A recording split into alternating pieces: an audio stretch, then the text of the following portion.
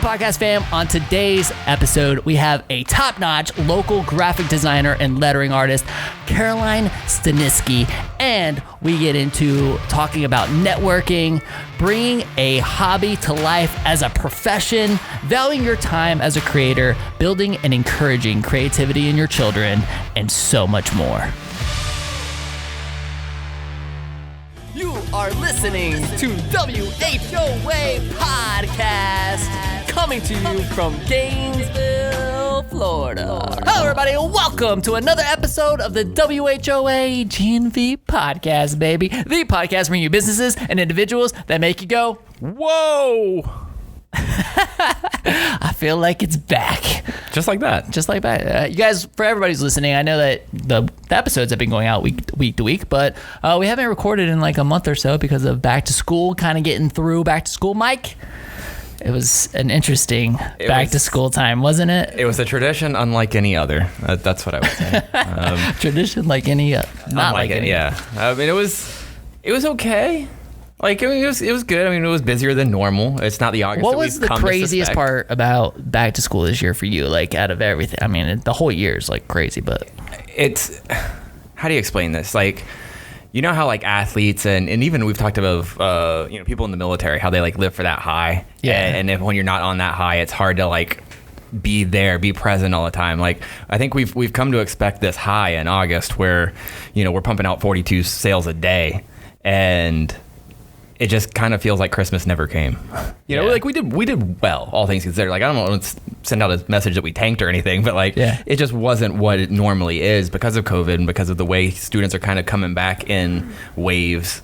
So I would say just the general shock of it not being what it normally is, and not having like buku inventory to unload in preparation for it.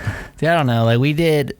So everybody who's listening, like we went to an appointment-based system. We had to control the amount of people who were kind of coming in and out of the dealership, kind of keep everybody spread out. I actually like the appointment-based stuff for like the storage pickups. So, we run a scooter hotel here during the summer, that kind of thing. Everybody picked up. We kind of like had these like pickup times, which worked really well. But man, like from a sales standpoint, like trying to keep people spread out and not have 30 families in the dealership at once. That was the thing that was kind of awkward to me. I was like, man, just the energy just felt weird. And I would say, and you guys correct me if I'm wrong, but I felt like just Gainesville's energy as a whole is just different. Like it's just not there. It's like not there. It doesn't feel like school started to me. So everybody's shaking their head yes. Yeah, I know. Yeah, like, complete agreement. Yeah. Okay. So, well, there you go, guys. Like, hopefully things will return to normal soon, but still it feels kind of like March. Yeah, like it kind of feels like whenever all this stuff started started to go down, like it just feels kind of like, ugh. That's the only way I can explain it. Yeah. Anyway, let's get into today's show. You guys, today on the show, we have Collin Staniski, a top-notch local graphic designer, lettering artist, and one of my really good friends. I'm so excited that she is here. Collin, welcome to our show. Thank you for having me. Yeah. So you guys, I'm excited because we're gonna we're doing a little WHOA GNV and Collin. Like, what do you call it? Sweet Collin Design, or do you go like by your name? Like, what do you? I just go by my name, but my Instagram has always been Sweet Collin Design. Yeah, we were getting hyped to Sweet Collin before the episode, everybody. Yes, we were.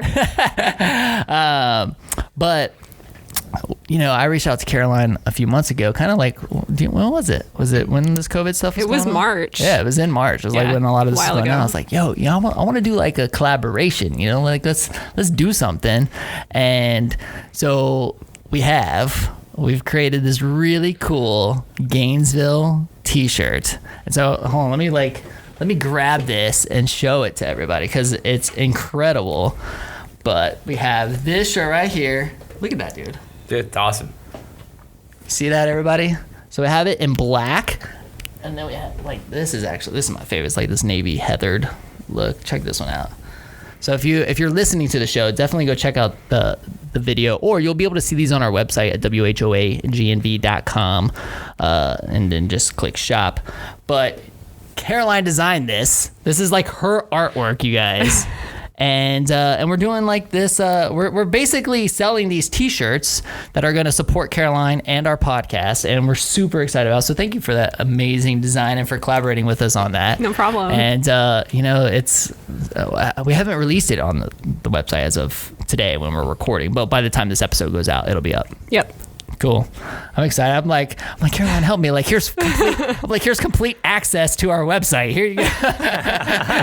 Let's trust friends. Let's make this happen. Yeah. I just love opportunities to collaborate with really talented people in our community, and you're definitely one of them. So I'm excited to get into the story. But before we do, I also got to thank our sponsor for this episode, who is the company who printed the T-shirt, which is the T Shop. You guys, before we get too deep, let me tell you that the T Shop, okay, these guys, they're Gainesville's one-stop shop for custom apparel and so much more. They have no minimums, so which I think is one of the unique parts, because a lot of places will require you to buy like 500 shirts. This is going to be, we decided this is going to be a limited edition, so we only have 125 of these shirts that we're actually releasing. So if you want one of them, you have to go to WHOAGNV.com, click shop, and they're going to be on the shop for $30. There's only 125. We're not going to replicate them. This is a one-time design. This is it. And then they're gone. In the vault. I might let you have one. There's 124 available. I might let Michael have one. No, we'll definitely give the team one. So, but you guys, just go there and buy one. But I just want to give so much love to the T Shop, because they also helped us make this happen. And you guys can check them out at Facebook at the T Shop. That's TEE Shop Gainesville, or on Instagram at _the T Shop. And you guys can place orders directly on their website at the T Shops with an S, theTshops.com, or feel free to give them a call, 352-204-3530. Again, that's 352-204-3530. I mean, it's just been, those guys have been awesome. They've been on the show as well. Yeah. We had them on the show and heard their story. I should have looked up what episode that is. I feel like that would have been such a great callback right now. But definitely go look up that episode. It was fantastic, and it's just been cool to collaborate with the T Shop, to collaborate with Caroline on this, and super excited to get out there. And I don't know, do you have anything to say about it? I'm hyped It's your for design. it. I mean, I think collaboration is really important when you're building your business and when you're building connections with other people, and like just being able to like have you reach out to me and do this is just very humbling. I just think it's a great experience. Well, and this isn't the first time we've collaborated on a project together. No, it's not. Because you and Repaint, which is the company that Mike and I own, we did a project with Fracture, a video project, and that was pretty exciting as well. Yes. So we've done some cool collaborations before, but this is like our thing. Yeah. This is like let's go. This is you and me. So, or like us. So, super excited about it. And thanks for all your hard work on it. Thank Can't you. wait. You guys go buy it right now. Limited edition. Sarah, are you going to get one? Absolutely. All right. Well, you guys, let's get into today's show. Caroline, we like to start with everybody's story. We want to like throw back, hear the story, and hear how you got to Gainesville and why you're doing what you're doing. Okay. So basically back in 2016, I had just graduated from the University of North Florida in Jacksonville, Florida. And I was debating about going to grad school because I really wanted to teach and do graphic design, and I had no idea about how to do anything entrepreneur related. This wasn't even like on my burner of things to do. So I applied and got accepted into the MFA graphic design program at UF. And I did that program for a year, and I kind of got tired of it. I was tired of doing these research-based projects. I'm not a research person. Like, I'm a very hands-on, like in the community, I like being with people, kind of person. And I got tired of it. So I switched into a master's of science with a focus on entrepreneurship. And that was kind of where I found myself as a person and also as a business person, because I just totally dived into meeting people and like collaborating with people like you and just like being involved in the community. And so I just started reaching out to different companies around town, like seeing like, hey, are you guys like interested in partnering with a freelance designer or things like that? And just kind of put myself online as like a hand lettering artist. First and foremost, a graphic designer, but then second of all, like a hand lettering artist. And over the past couple of years, things have kind of just started gaining traction with that. So I kind of want to be like the hand lettering artist in Gainesville, like the person that everybody goes to for hand lettering. Okay, so what year did you finish school? 2019. 2019. And did you like immediately just go into that freelance? Like, were you looking for a job at all, or were you like, no, I definitely want to kind of take the entrepreneurial route here? I was working for UF for a year, and then I was also working remotely for a company in Jacksonville. So I was working 2 jobs the first year I lived here. And then like 2 years later, I kind of just decided like, I want to try and do this on my own. And being in the program, like really had helped me just like reach out to the community and do those kinds of things. Mm-hmm. Okay. So I'm like trying to like go back to those times where, you know, like, man, like job, no job, like being on my own, like living off what I bring in, you know what I mean? Like how, I know that that's just like extremely scary for a lot of people, right? So was it scary for you? Were you like excited about like what were you feeling during that time? I was scary and excited at the same time. Like I had a hunger for like doing these projects and things like that, but being a student, I definitely like had considered like, man, I might be eating ramen noodles for the next, you know, year or two. But I think at first it's really, really hard. Like I would say it's most important if you're a student and you're doing entrepreneurship, it's most important to do entrepreneurship as a student because you can take the most risk and you can just like, I don't know, that's the time of your life where you can just be an entrepreneur. I think it's the best time of your life because you don't, you know, most people who are like in their early to mid 20s do not have children. They don't have, you know, a lot of responsibilities. And I feel like if you're a college student, like you just need to go out there and like do it.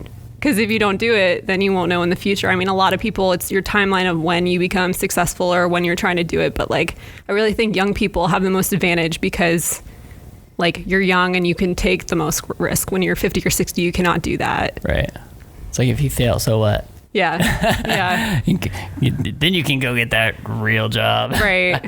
So talk to me a little bit about the, you know, just that initial process of really defining what you do. Because like when you say like a lettering artist, right?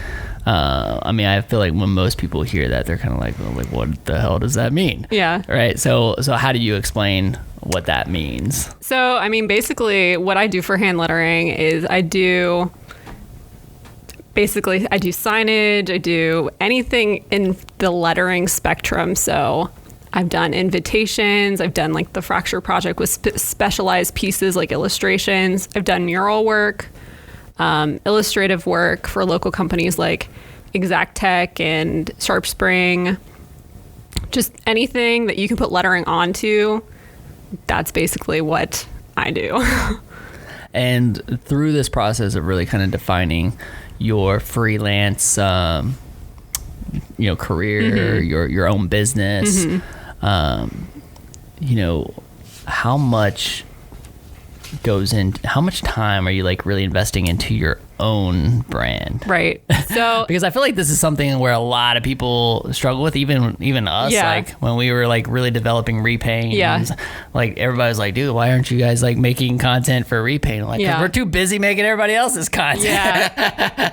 You know what I mean? And so, you know, the amount of time focused on building out your own brand versus building out other people's branding and stuff, like, you know, are you spending a lot of time on your brand? Like what's that process been like for you? I feel like I've spent more time now than I did when I first started because I was so unsure. You know, I was like, I'm just going to dip my foot into this and spend like maybe 15 or 20 hours a week, like developing content on Instagram. And like, I didn't really know how to socialize, like network and things like that. And learning these business skills in college and then just like dipping my foot into it. Like now I spend like between like 40 to 60 hours a week, like working on that alongside projects.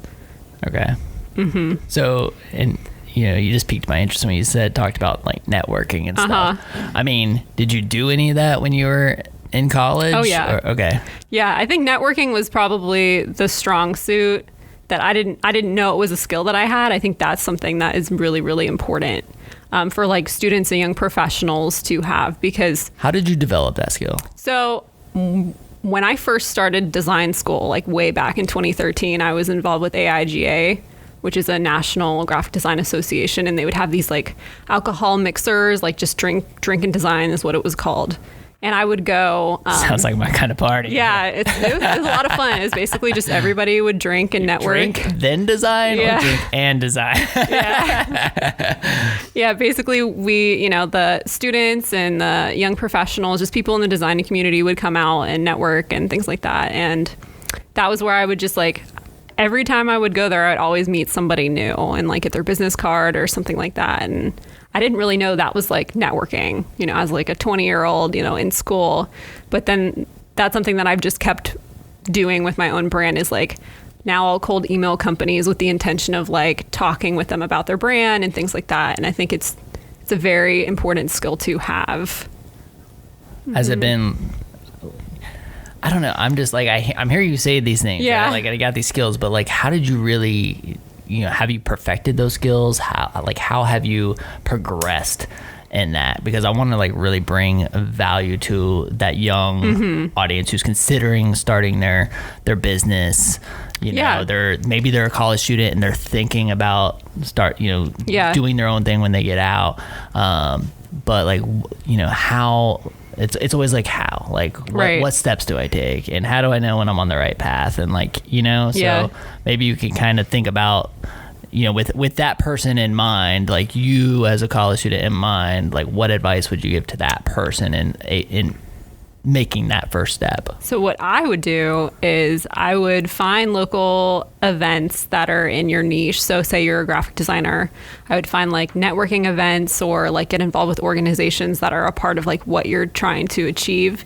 And then I would go on LinkedIn and look up those people and try and contact them. If you can't meet them in person, like try and get involved with them online to like establish a cold relationship. But then if you're Has that been successful for you though? Like reaching out like cold? Yeah. Mike, when somebody reaches out to you cold, does it work for you? Like I feel like not you. So how are you getting through that? Because I feel like, man, because I get a bunch of cold emails and stuff too, and I'm just kind of like, I either like snooze it for 2 weeks, because I'm like too busy in the moment, or I just delete it entirely. I usually only cold email companies that like I'm interested in us both benefiting off of each other. So like I'm doing a workshop in Jacksonville, and I reached out to a company that I'd previously supported that did my business cards when I was a student. And so I basically asked him, I said like, I really love your business and I would love to keep partnering with you on these, workbooks for these workshops. And coincidentally, I didn't know, he told me he was the president of AIGA Jacksonville. And so he's like, yeah, I would totally love to do that. So it's like the intention of being humble and just benefiting off of each other and like wanting to get to know each other for the future. So if you're a student, I would say like just get to know like that one person, or just get to know one person each time you go out and network. And then that person will know you and then introduce you to other people. And then that kind of just grows, because by the time I graduated a few years ago, like I knew pretty much everybody at all these events, and I was like one of the only students that would go. So I was just dedicated to like getting to know everybody and what they're doing. Were you nervous? I was nervous at first, because like that first, you don't know anybody the first couple times you go, but then you just graciously give yourself to people and like say who you are and what you're doing, and like I want to know more about you and not make it so much about yourself. How about you, Mike? Like, just that, like thinking about like networking events, right? And like, because there was, I don't know, like a few years ago, and I kind of started impressing on like, you guys need to come out with me, like let's go networking. And I mean, were you nervous? I mean, you're a pretty outgoing guy though, but I mean, were you nervous about like walking up to a table full of people you didn't know and starting a conversation? Or it's definitely a weird feeling until you get used to it, because like I don't know. Sometimes it's you kind of come from this perspective of I don't know if anybody's actually interested in if they're just here for the free food, or it's like people people talk like amongst themselves. It's like a lot of times you walk into like groups and everybody knows each other already, and so it's like you don't want to come across as salesy. You just insert yourself into a conversation, and so that can be very intimidating until you kind of get the hang of it and know everybody has their own method and what they look for. But like I've definitely even still today, like I can get into some situations that I'm like this is awkward, I wanted to go home, but like there's other times where I'm like, no, this is fun, it's really worthwhile, beneficial. So it can be intimidating, I think, even still. All right, so what advice would you have for somebody? Find somebody that's not talking to somebody else. Okay. And I don't know, just like I usually just play it off. Like I'll talk about something very topical at first, and then just ask them kind of what they do. I think a lot of times people immediately want to say like what they are and what they are about without listening first. Mm-hmm. So my number one point would be just to like ask somebody what they do and kind of hear them out and think about, hey, is this somebody in my own business that I could utilize? Is this someone I can collaborate with or partner with? Because if you can, then you've got a good platform to say, okay, well, this is what I do, like, and just kind of share stories. But. Yeah, I think that's key for sure. That's good. I feel like when college students ask me about it, I say, I like the idea of going with somebody. Mm-hmm. It's like, hey, if you can go with somebody who's already familiar with the crowd, that's a great way, because then they can introduce you to people. Yeah. Say, hey, this is my friend Caroline. This is what she does. And then from there, it's you take over, right? Mm-hmm. So something like that is really good. I also always tell people, go in with the intent of leaving with like 2 or 3 connections. Mm-hmm. The thing that I hate about networking is when people go in and they have their business cards and they're just trying to hand out as many business cards as possible, and then like you're in a conversation with them and they're like looking over your shoulder like at their next prospect. I absolutely hate that, dude. Hate that. It drives me absolutely insane because they're not paying attention to anything I'm saying. I'm just kind of like, dude, all right. But I tell people, if you go and you try to like meet and build 2 to 3 like actual relationships, that's good advice. And try to like focus on, okay, like, hey, I just met Caroline at this networking event. How can I give her value? Like, how could I help her get connected to the people she needs to get connected to? Well, then that's like that good karma is going to come from that. Yeah. And like good things are going to happen from those connections, right? And then I got 2 or 3 new friends that I can actually like, I may never do business with them, but they might know somebody who needs to do business with me. Right? Mm-hmm. So I don't know. I usually I'm not a networking expert, but these are the things that I've learned. I usually try and give out something beyond business cards to leave somebody with the impression of like, oh, this is not just a business card, like stickers. Yeah. So I'll put my these stickers. Yeah. Like this is like your logo, right? It's my branding. Mm-hmm. So you'll give them something like this? I'll give them a sticker that's got like my Instagram or my website on it, but it's very like subtle. It's not in your face. It's not like, here's my business card, I want to do business with you. It's like, here's a piece of me and my brand. Go look into it for the future. It's like kind of like a tease, like here's a little piece of my brand. Yeah. Yeah. That's cool. Yeah. I like it's like that. having a Snapchat business card. Yeah. My Snapchat business cards have always been a hit. Really? Yeah. Cause they're square. They're small, they're square, and they're by, I had them printed with Moo. They're like little, I feel like they're more like espresso coasters. Right. They're like this big, but man, every time they see one, they freak out about it. They're like, oh dude, that's like brilliant. Cause all it is my Snapchat code, but on the back it has my contact info, but like the front of it's my Snapchat code. So I don't know. People like it a lot. It's cool. So anyway, what you got, Mike? So I have a question for you, because I actually have a lot of, I'm not trying to create competition for you, but friends that have, friends that Mike love lettering. Is that something that, like, how do you turn that into profession from a hobby? Do you feel like you need the support of a graphic design degree so you can diversify before you get into maybe exclusively doing that? Mm-hmm. Or, how do you, like, I think Collin was asking, how do you develop that talent? Like, how do you go beyond just a doodle to, like, are you actually, like, memorizing font styles or something like that? Like, how do you perfect it?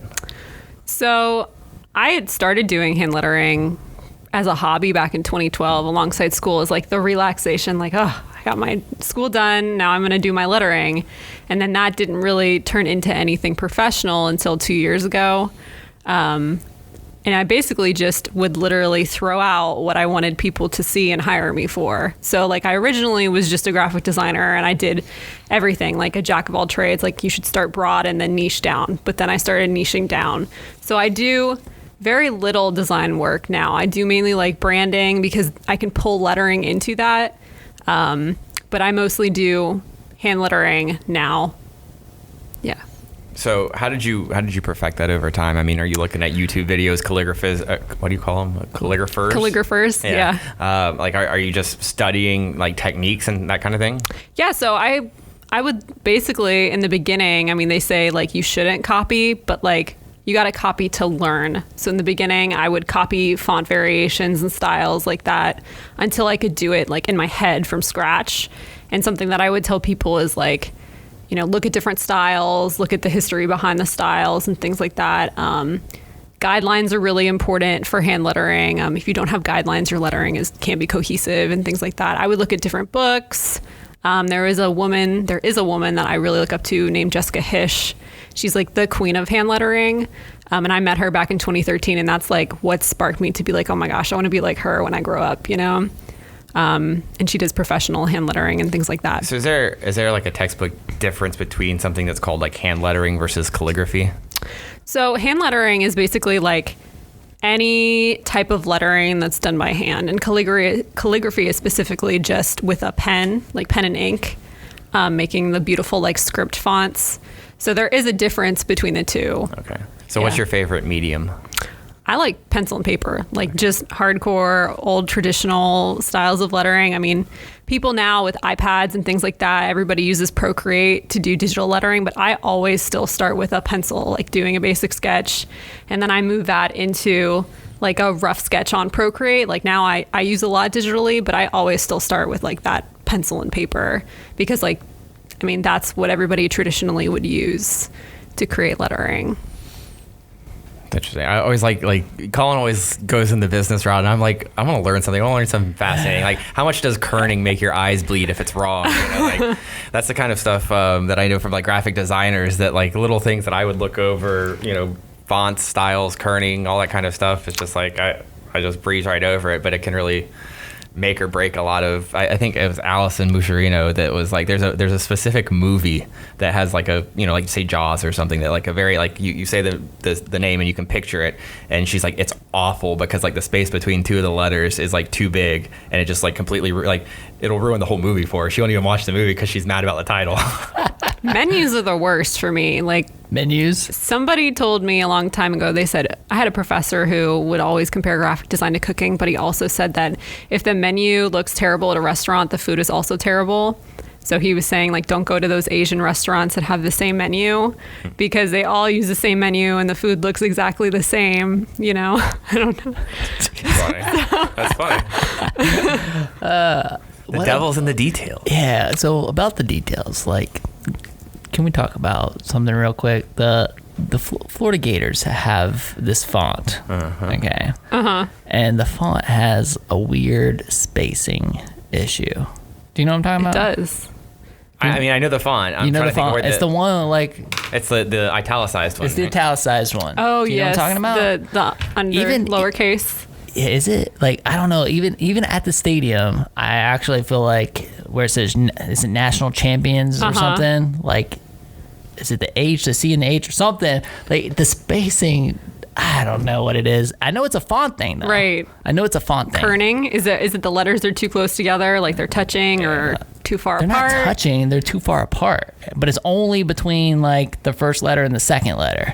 Yeah, that's kerning. Okay. But it's intentional?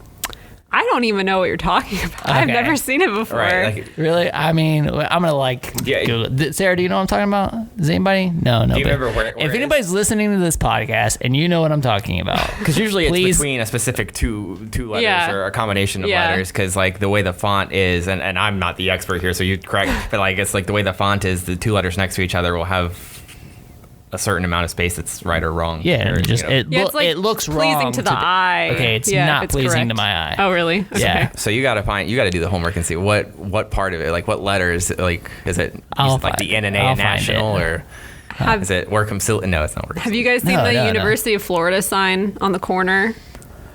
On the corner. The corner of 13th and University, Yep, yeah. the big metal Yeah. sign. Mm-hmm. The kerning in that is what bothers me.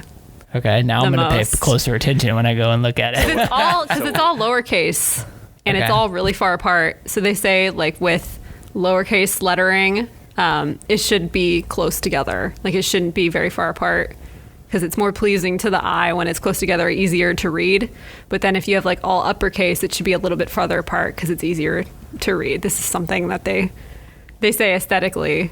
So UF has just done it wrong. Is it a specific part of the sign, or is it like all It's the just letters? I think it says University of Florida, but it's all lowercase and it's all really far apart. And so Okay. I took my grad pics in front of it, and I was just like, I had never noticed that before, and I'm like graduating, and That's funny. wow, yeah.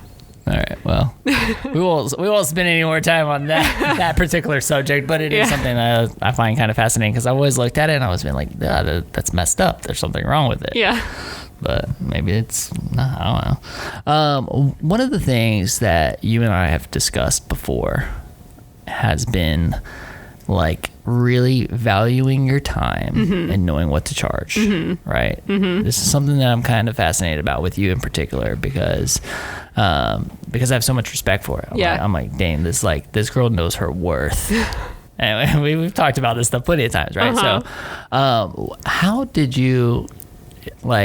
would you tell people, right, when somebody's like reaching out to you about a project or something, like, what do you tell people in terms of like, hey, this is what you're looking at, this is what it's going to cost, and what kind of response do you get? So I've kind of perfected this over the past like 2 or 3 years. So a few years ago, I would just intake clients and tell them like, this is what I would charge. But that wasn't like, I didn't learn about sales. So that's like the wrong way to do it if you're a graphic designer. Now what I do is if a client asks me, I have a special Google form with different information on it. And I have them kind of give me a bracketed amount first for the project to Like say a range? like a range. Okay. Yeah. So I have different ranges from like 1,000, 2,000, 2,000, you know, all the way up to like $10,000 plus dollars. And I get on a phone call with them and talk about, you know, their needs, things like that, et cetera, like go through the sales process. And then at the end, you know, I say like, I'm going to send you the proposal. And then within like 48 hours, like we'll talk about it on the phone again so that I can really like sell them on that. And that usually works.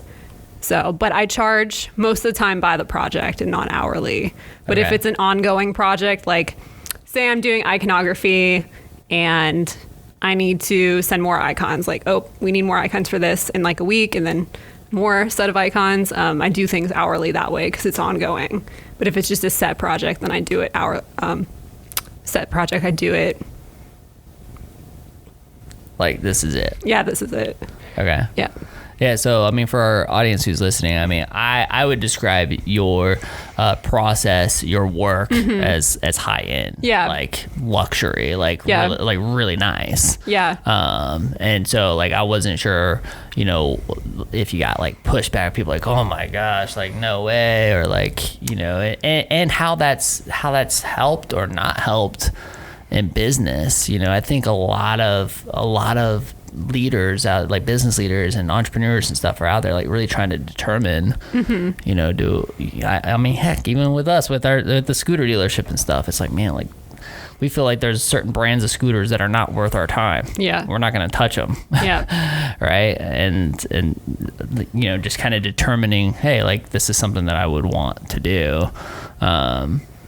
You know, so I was just always kind of fascinated by that. I think a lot of it has to do with the client too. So like I try and gauge what type of client I'm working with. So if the client is a startup, of course, most of the time they're not going to have a large budget. And I still work with smaller clients, but I don't give them as much of my time because time is money, you know?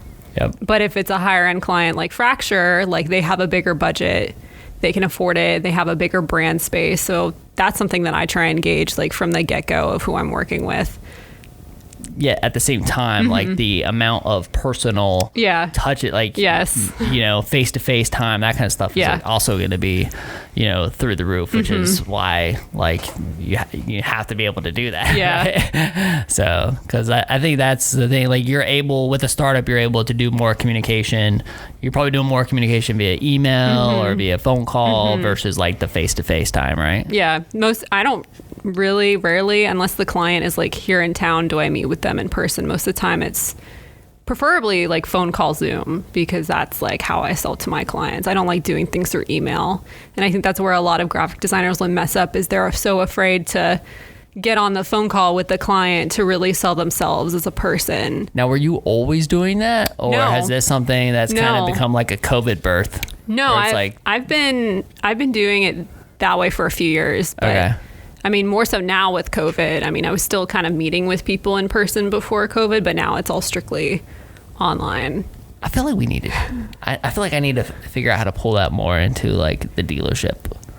You know what I mean? Like it's just the seeing somebody's face, seeing somebody's expression, like having the eye contact.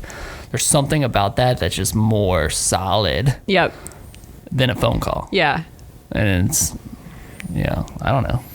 Yeah, I mean, I definitely think that, especially in our line of work, that human relationship is important to convert sales, because we come from a very authentic, like not pushy kind of pitch, if you will, that maybe gets lost in translation without the body language and the eye contact and stuff like that. Especially if you're just reading words, we're geared more towards the personal relationship and trying to make people feel comfortable. Yep. So I think we rely on that heavy. So it is interesting, like to wrap that in, especially as things continue to go to a more digital, more remote, not in person kind of way. That's what I try and do, like when I'm talking to a client through Zoom or like through a phone call. If they have, say, I'm trying to get a bunch of quotes, I always tell them like, this is exactly what I'm going to be doing for your brand. Like this is the value I'm going to be giving your brand. Like, yes, somebody else might be a little bit cheaper, but like, this is what I have to back it up. Like this is all my work. This is like the time and effort I put into this, and then the results it's going to deliver your brand. Yeah. So I try and not be pushy, but I mean, I do follow up with them because that's really important. If you just say, have the phone call and everything, and they say they don't give you an answer, like that's just losing the sale. You got to kind of get them back. How much attention do you give to any competitors? Because I feel like a lot of times, especially in the art aspect, like people value their art a certain way, right? So do you pay attention to what your competitors are pricing and try to be competitive, or do you just say this is what my art is worth? I mean, there are competitive like manuals. There's a special pricing guide. I'm trying to remember the name of it. It's like a special pricing guide that graphic designers will use for pricing their work, and that's usually like what I use as a baseline, but then I have specific standards for like what I've worked on over the years that I try and gauge on. Per hand lettering, is it like a per character thing? Do people like start shorthanding their request to get it cheaper? I basically do it based on, so if you wanted like a phrase like hello fall or something like that, I would, base the budget around like, okay, how many iterations are we going to do? How many sketches are we going to do? Like, how detailed do you want the ornaments around the lettering to be? Do you even want ornaments around the lettering? I mean, all of that goes into the pricing. And the more of that you do, like the more time it's going to take. And that's why you charge more. But if it's a startup client, then it would be like bare minimum, Have you seen those like memes that are like, it's like clients' expectations and then clients' budget? Yes. It's like a drawing of a horse and then like the yeah. You see like the different versions, like the $50 budget and then like the $5,000 budget or whatever, and the different details. One of my friends did one that was like, my friend wants me to draw a logo, so she wrote the word logo and put like a smiley face on it and said, here you go, that's your logo. So it was really funny. Yeah. Yeah. It's like the Wish version versus what you're actually expecting. Right. So, I mean, you've been doing this for a couple years now, right? So what's been the biggest challenge for you so far? I think the biggest challenge is trying to figure out how to get more streams of income than what I already have. Because right now I have 3. I have my regular clients, which are usually the highest ticket, and then I have mid-range, which is workshops. I teach hand lettering workshops, and then I have like my Etsy where I do prints and things like that. So now with COVID, I've been trying to I've been thinking about doing like online teaching, so like Skillshare, things like that. But I just feel like I'm at a standpoint now where it's like most artists do that or most designers do that. So it's like, now what? You know? It's super difficult, right? Because it's like, it's you. Mm-hmm. Like, you are the business. Yeah. Right? Do you fear breaking a hand or something? And then, like, and then what? I know. Like, yeah. do you have, I mean, I'm thinking, like, yeah, you gotta have disability insurance. Oh, it's good. You gotta have disability insurance. Like, I mean, you know, those types of things. Yeah. You know, do you see this being just you forever, or do you see building out a team and having a team of people around you? Do you like, what does that look like for you?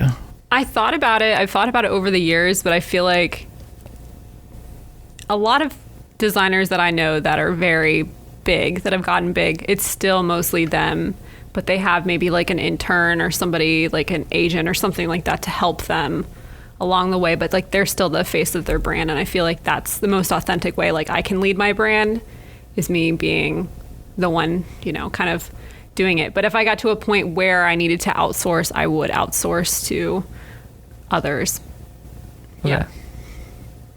Yeah, I mean, this is these are all the questions that I feel like a lot of people want to know, right? Especially in the startup stages, is like, all right, what's been the biggest challenge? Like, how do you price yourself? Like, that's all things going through my mind. For me, I've always kept it very lean with expenses and things like that.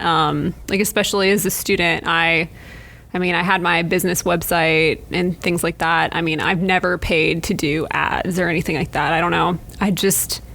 I've talked to people about doing it, and I just don't see the value in it, because like, I feel like I'm better off and other people are better off to just straight up just develop a relationship with somebody, develop a relationship with someone in the community, or, you know, build that skill, because that would lead to other projects. And an online ad, I don't know, like, people may see it, people may not, and you may not know who these people are, you know? Yeah. Yeah. What about from like the time management standpoint, right? Like, you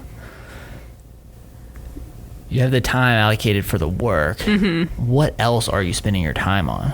Like, you know, if it's not like doing, you know, ads on Facebook or something like that, like, I mean, I know that you have an Instagram account. Mm-hmm. Like, so is it building that out? Is it like, where is your time being spent? So most of my time in the business is spent working on future workshops. That's one thing. So like building out different content for those workshops, and then contacting companies. Like, now I've just branched outside of Gainesville to do workshops. So like, I'm doing a couple in Jacksonville. A couple months before COVID, I did one in Tampa.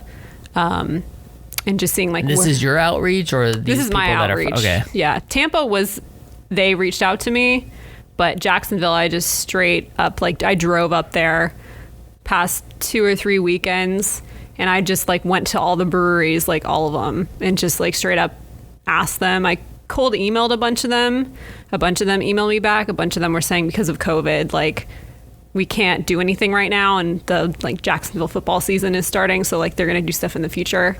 But I mean, I just like went after trying to see like what kind of relationships I can build, and I already know some people over there, so it was kind of like taking it back a step, where just reaching out to some people that I already knew, and seeing if like we could help each other.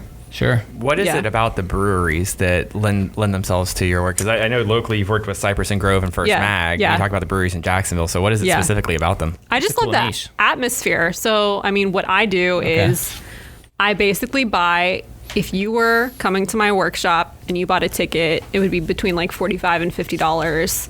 And so with that ticket, you would get a beverage included, and then you would get a workbook and a lettering pen. Depending on what workshop it is, there's different things you would get. But every workshop, you'll get a beverage and you'll get a workbook. That's like standard. But instead of renting the space and paying a couple $100s, what I do is I say, like, can I buy the beer for everybody in exchange for the space? So, and it's worked pretty well, because some places will charge $150 an hour for a space, and that's a lot, you know, income-wise and expense-wise. But, like, that's just another way to collaborate and partner. And I've gotten a little bit of help with marketing, because a lot of breweries have, like, a big Instagram following, and like they have that community already being there, and so they'll help me market the workshops too.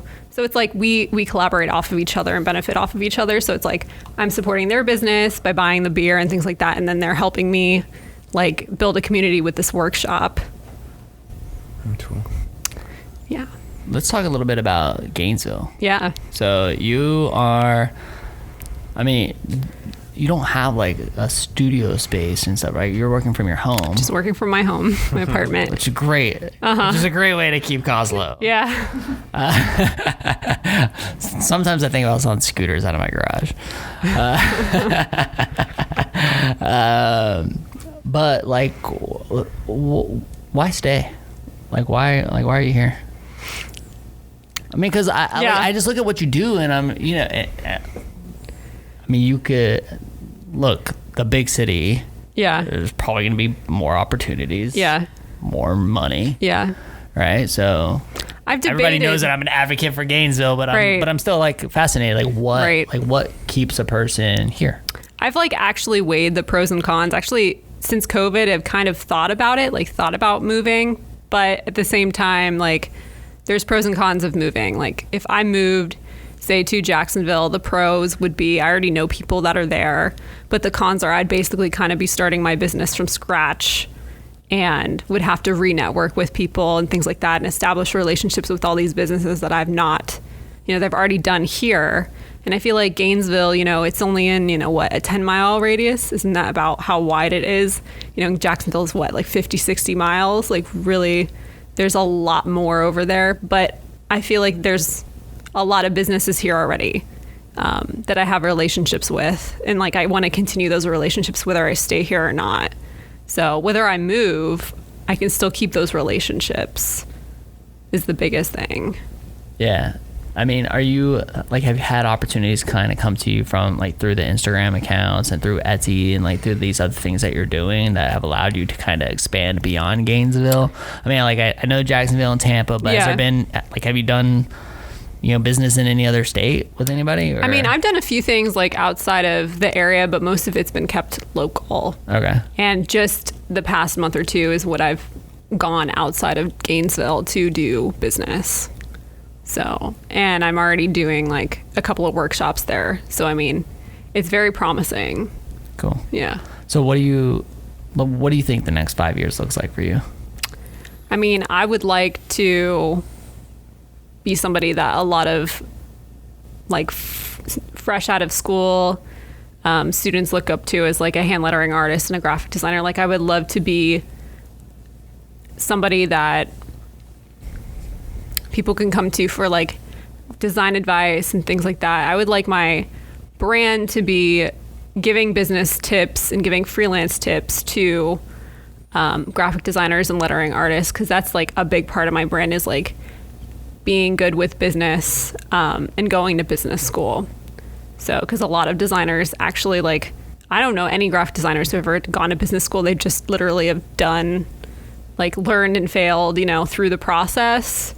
So that's like one thing as I learned all these classes or I learned all these skills like in school, but then also outside of school that a lot of designers don't know, like with marketing and sales and things like that to actually like bring in the business. Do you feel like that's becoming a strength of yours is the business and sales side? Because, because I would say it's pretty common. One of the things that I see very often and that we've had discussions on the show about are, you know, sometimes somebody's just a really great artist and they need to like hire, they need to find like a partner, like the salesperson, right, to sell their work. Yeah.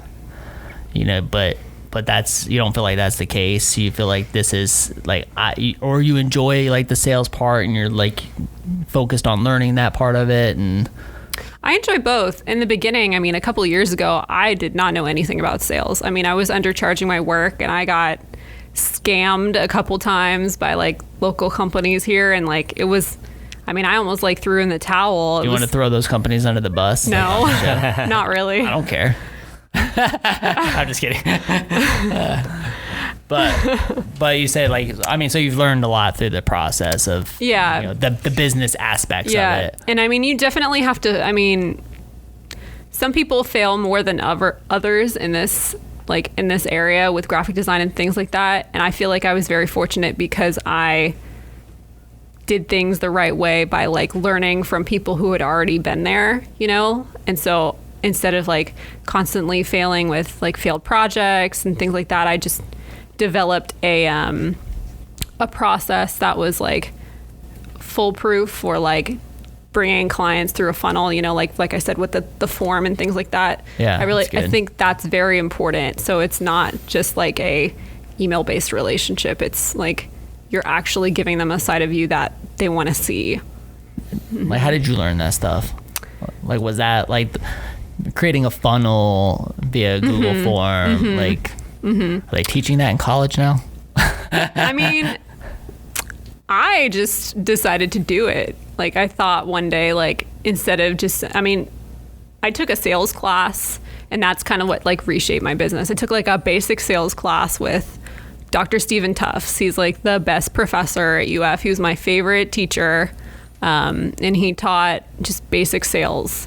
And so, I went to him one day and I was talking to him about, like my business and things like that. And we both he kind of gave me some advice. And then that's what shifted me into like doing it this way. So, and ever since then in that class, like this is kind of how I've done it. Cool. I want to ask you a question because as I'm sitting here listening, I'm thinking about something. And in 16 years of running a scooter business, I've come across some technicians that, are super skilled, but they like to hoard that skill and knowledge and not share it with people as if they're doing that to protect their own livelihood, right? And then we have you that's going out there and running workshops, teaching people how to letter. Do you ever fear that that's going to like undercut you? You're going to teach somebody, that would be otherwise hiring you or is going to eventually become your competition or anything like that? Like oversaturated? Is that what you mean? Sure, yeah. I mean, I think that there's perks to any person in an oversaturated market. Like hand lettering is definitely an oversaturated market, but there's also other places that are like, I mean, I think any market can be oversaturated, but I think it's what you bring as a person, like your personality and how you interact with people, that's what sells them on you and like your business. We've talked before, like we put a lot of content out on YouTube, how-to videos and stuff like that. Yeah. And the reality is we can teach people how to do oil changes all day and they might do one if they do one, but they're still going to come, they don't want to get dirty, they're still going to come and have us do it. So we do get a lot of good feedback for putting that content out there, especially out of area. But, there is that little risk of, are you teaching customers how to do their own and now you're not relying on that revenue? So even from a perspective of, somebody that might take your class and learn how to do it and say, you know what, I can do this, whether or not they actually can, but like I can do this and now they're not hiring you. Yeah.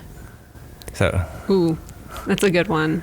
What do you mean by that though? But like, I mean, somebody that maybe say works this is just something that comes to mind, but like in the wedding industry, event planner, and they do their own, or they would maybe hire a letterer for a board or something like that, but maybe now they go to a workshop, pay $50 to go get a drink and learn how to do it, and then they sell themselves as like, okay, now I'll start doing this for myself or for my company rather than hiring an expert to do it. I mean, I think it's but they did pay for my workshop, so they did give me the business, but then they also still have a lot to learn if they're doing it themselves too. So I mean, they could take, like I charge what I do because like I've learned it over the years, and like when I charge like every 15 minutes or whatever for work, like it's because I have these like years of experience under it. But if you're somebody who's paid somebody $50 and want to do your like hand lettering or calligraphy for your wedding or things like that, I think it's just, I don't see them as my competition. I just see them as like a hobbyist,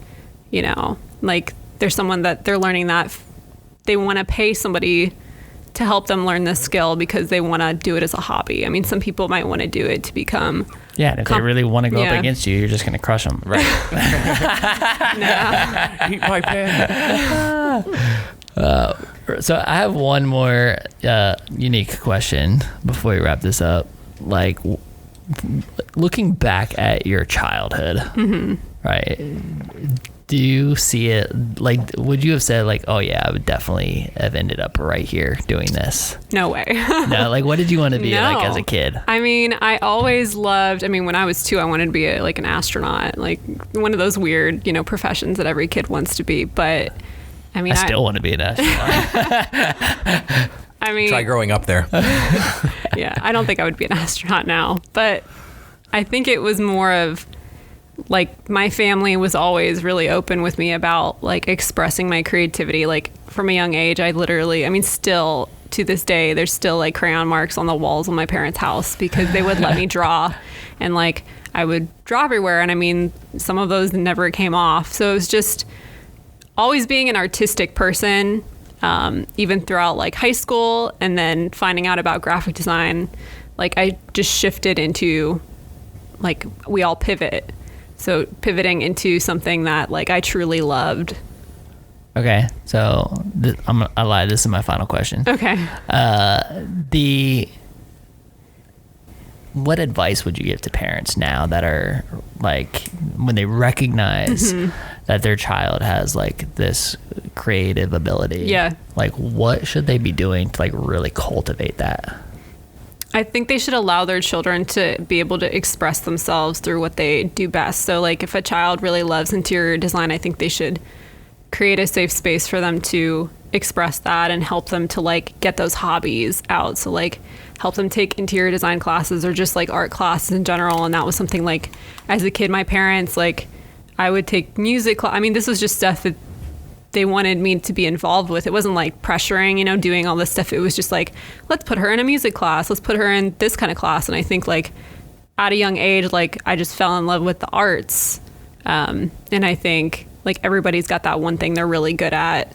And I think that some parents will really pressure their children too far into things that they don't want to do. And so, as they get older, it kind of, What if... So a lot of this is coming from my personal, side. Like, I look at my kids. So my kids are, they're super talented in so many ways, and I want to support their talent. But I often try to get them to be more creative. Yeah. And I feel like I struggle. Like, my kids, like, my son had, like, a meltdown the other day because of Zoom, and they're doing these virtual classes and stuff. He had to, like, do, like, a 60-second video basically describing, like, who he was or talking about his life or whatever for 60 seconds. Is like, hey, this is who I am, my name's so and so, and kind of like, and he totally did not want to do it. Like, just didn't want to do it, and I want to, like, encourage him without, like, forcing. This is Shannon's son. Yeah. This is Shannon's son, not your son, right? Yeah. the one that doesn't want to be on video. Yeah, I'm saying it's nothing like you. Yeah, it's nothing like me. I don't know. I don't know. Why don't they want to be on video? Why don't they want to be on camera? Like, I don't get it. Yeah. So I don't know. Even when I watch they watch YouTube like it's TV. Yeah. Right? Like, kids do that. Yeah. Send me a note if your kids do that, because I just want to make sure my kids aren't the only ones. But, like, my 7-year-old and 11-year-old, they watch YouTube like it's TV. And I try to encourage them. I'm like, yo, that guy is being paid millions of dollars for making that, right? And then he comes on and he's like, say, oh, you can buy this shirt, like, halfway through his own, like, vlog style. Like, he's like, oh, you can buy this shirt, this hat, blah, blah, blah, at this shop, blah, so he's doing that. I'm like, you realize that he's making money off people going and buying that stuff, right?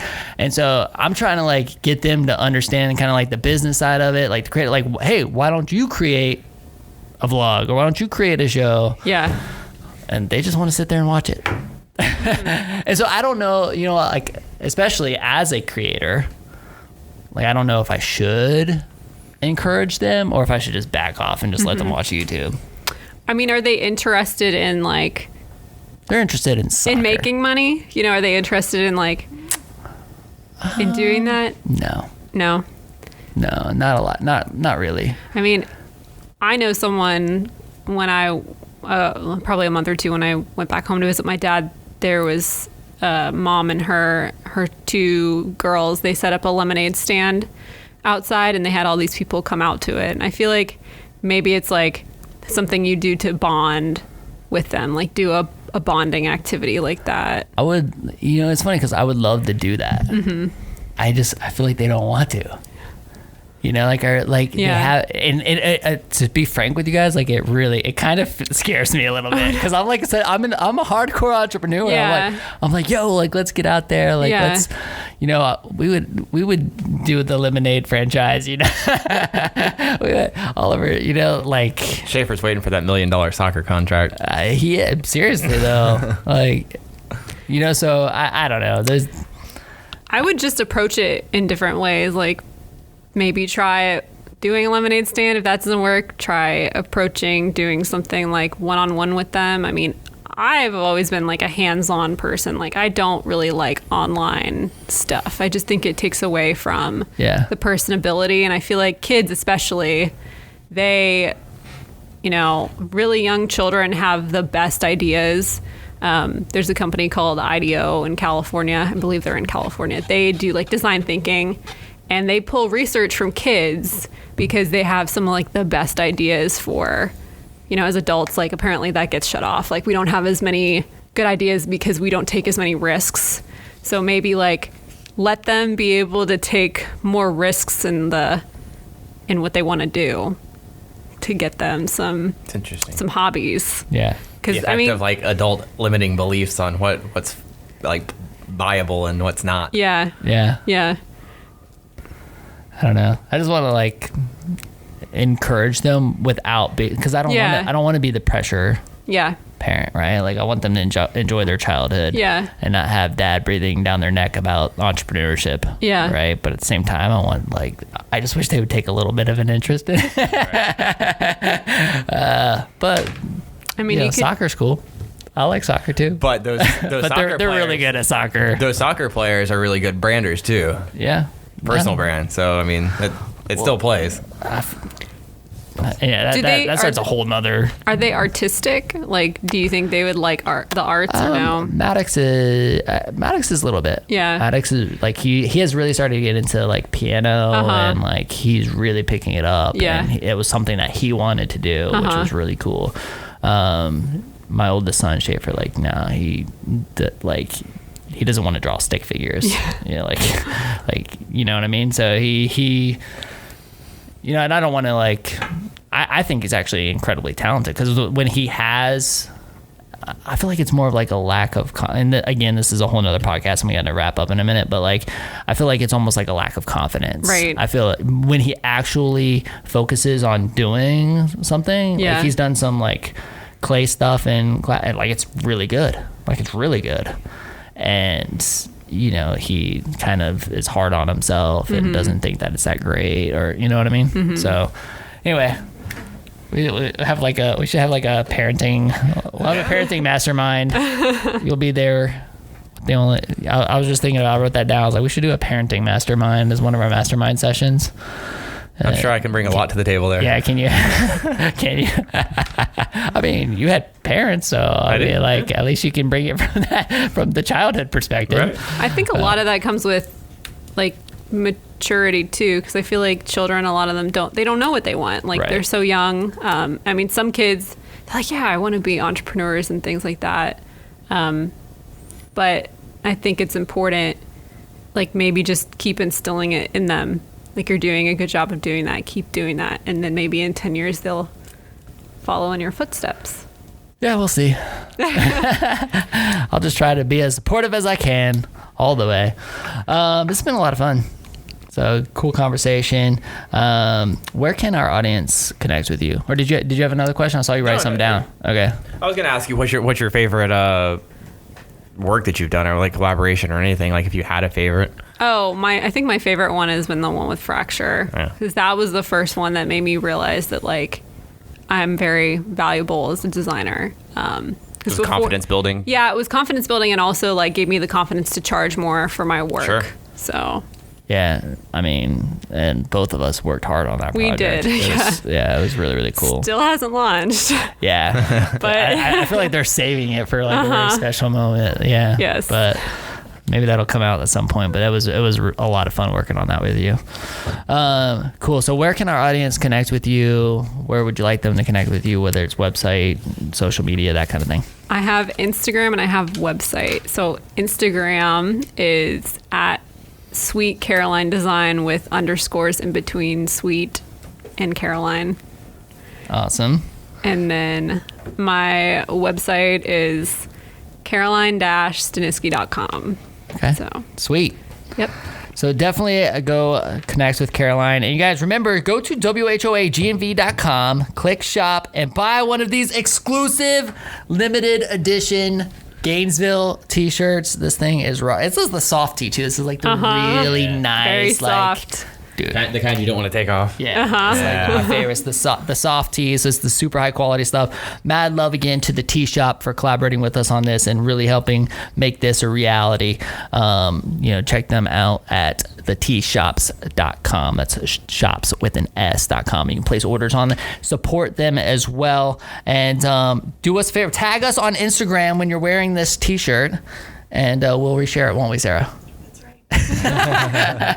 We will reshare it. And you guys, thanks so much for listening. Hey, if you missed any information about any of our sponsors, we want to let you know that you can check out all of our sponsors at WHOAGNV.com/sponsors. Connect with them. They make this happen. We appreciate you guys. We love you guys. Keep cranking. Man, there's like 3.5 months left to go in 2020, baby.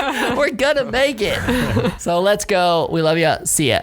Bye. This is the WHOA GNV podcast. The podcast bringing you businesses and individuals that make you go, Whoa. whoa. We'll see you later. Bye. Now. Now bye.